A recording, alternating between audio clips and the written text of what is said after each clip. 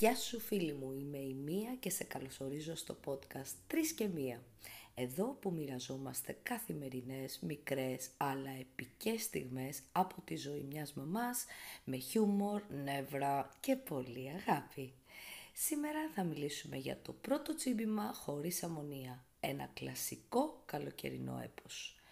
Είμαστε λοιπόν στην παραλία, ήλιος, θάλασσα, ρακετούλες, ταπεράκια, καρπούζι σε ταπεράκι, οπωσδήποτε, παιδιά που τρέχουν, μαμάδες που φωνάζουν «Μην τυχόν και φας την άμμο», κανονικότατο ελληνικό σκηνικό. Έχουμε στήσει ομπρελίτσα, έχουμε κάνει ήδη το πρώτο «Αχ, είναι λίγο κρύα η θάλασσα» και φυσικά έχουν αρχίσει και τα «Μαμά πεινάω», «Μαμά δεν θέλω να βάλω καπέλο», «Μαμά βρήκα ένα καβουράκι».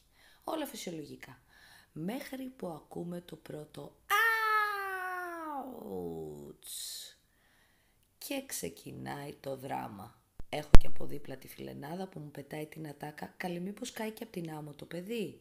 Όχι, δεν είναι από την άμμο, είναι από την κόλαση και λέγεται μέλισσα. Ναι, καλά κατάλαβες. Το παιδί μόλις το είχε τσιμπήσει μέλισσα. Φεύγω τρέχοντας σαν να παίρνω μέρος στο Survivor Mom Edition. Αναζητάω αμμονία, τσιμπιδάκι, χαρτομάτιλα και ψυχραιμία. Ο άντρας μου από δίπλα ήρεμος, στον κόσμο του, πετάει «Καλά κι εσύ τώρα, τόση φασαρία, αφού το παιδί δεν είναι αλλεργικό. Άστο και θα περάσει από μόνο του». Αχ, τον κοιτάω σχεδόν έτοιμη να τον δαγκώσω και του λέω «Καλά, εσύ κάνε λίγο ακόμα τον τουρίστα, άσε μας εμάς να σώσουμε το παιδί και βγάλε άλλη μια φωτογραφία τον ουρανό». Εδώ κλείνω την παρένθεση και θέλω καπάκι να σε ρωτήσω το εξής. Πώς γίνεται, αγαπημένη μου, κάθε φορά να κουβαλάω 37 άχρηστα πράγματα, after sun, 2 αντιλιακά για πρόσωπο, ένα λάδι μαυρίσματος που ποτέ δεν θα χρησιμοποιήσω και ποτέ μα ποτέ να μην έχω αυτή τη ρημάδα την αμμονία μαζί μου. Ψάχνω στην τσάντα πανικού, ανοίγω όλα τα φερμουάρ, βγάζω κάτι παλιά μπισκότα, ένα βρεγμένο λογαριασμό ΔΕΗ, ένα Playmobil χεράκι και καμία αμμονία.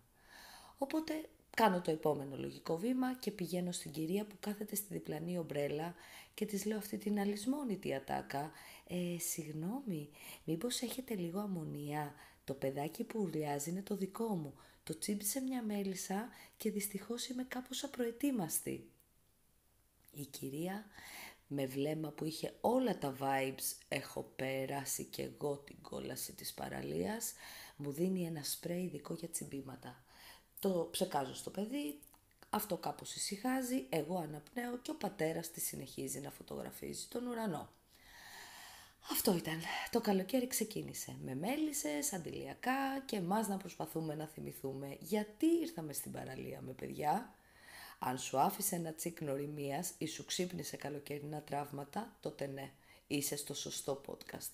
Αυτό ήταν το 3 και 1, είμαι η Μία και αν σου άρεσε αυτό το επεισόδιο μπορείς να το ακούσεις και στο YouTube γιατί πλέον έχουμε και εικόνα στα πάθη μας. Μέχρι το επόμενο, πάρε μαζί αντιλιακό, ένα τσιμπιδάκι, λίγη αμμονία και πολύ κουράγιο. Άσε και λίγο χώρο στο ψυγιάκι για την ψυχραιμία σου. Θα τα ξαναπούμε.